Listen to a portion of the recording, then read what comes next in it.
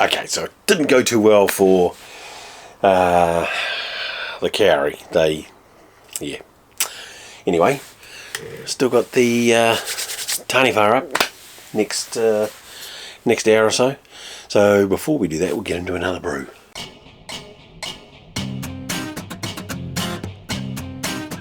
So I'm down at Liquorland. I'm looking for something to buy for Friday night because, well, what else do you do on a Friday night other than sit inside your garage, watch rugby on your computer, and drink beers?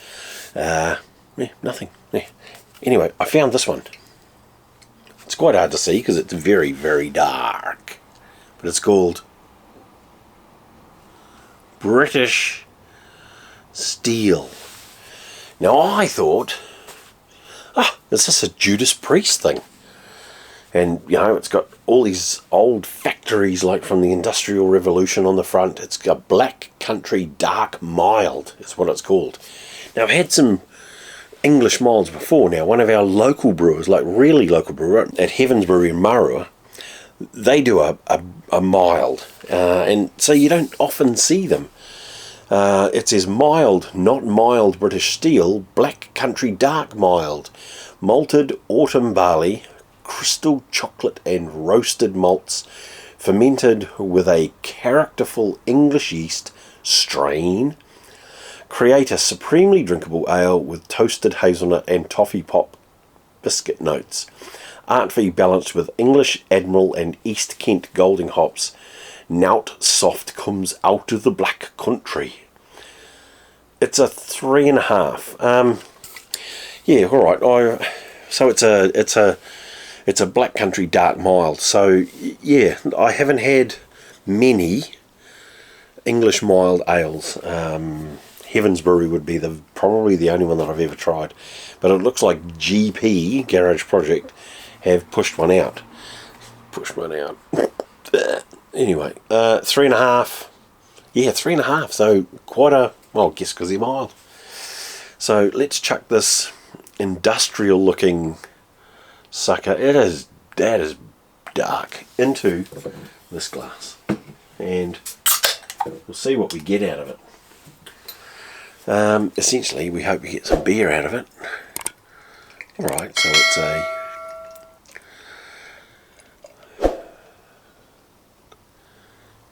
it's quite dark, I guess. It's not that dark, it's sort of oh yeah, there you go. You get the dark when it sort of pulls it right through. Nice creamy head with, I would say, loosely interlaced bubbles. A mixture of large and very small bubbles. So sniff wise, lots of chocolate cocoa notes. Chocolatey cocoa notes. Biscuity, very biscuity, and almost malt biscuit. And they're saying toffee pops. Well, I do like a good toffee pop every now and then, every day, most days. A toffee pop. Yeah, that's really quite. It's got quite a nice smell to it. It does smell biscuity, malty, chocolatey. Yeah, there's a little bit of cocoa in there as well. So I'm probably not going to like it at all, but we'll try.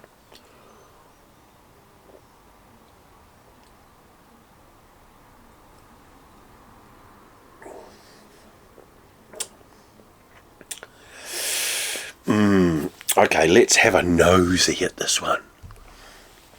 So this,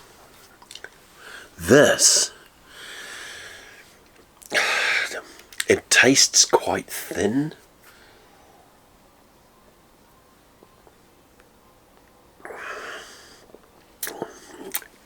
Feels a bit thin.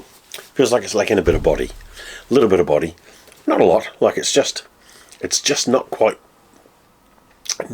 meeting the mark for me. Flavour wise, yeah, it's got some bitterness there in the background. I look like I'm gonna fucking take mass or something. I don't know. I've never been to one of those in my life, but I do look like I've got a collar on.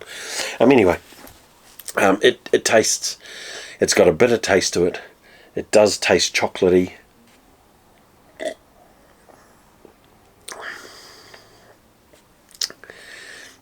But it's just missing something. It's a little bit light.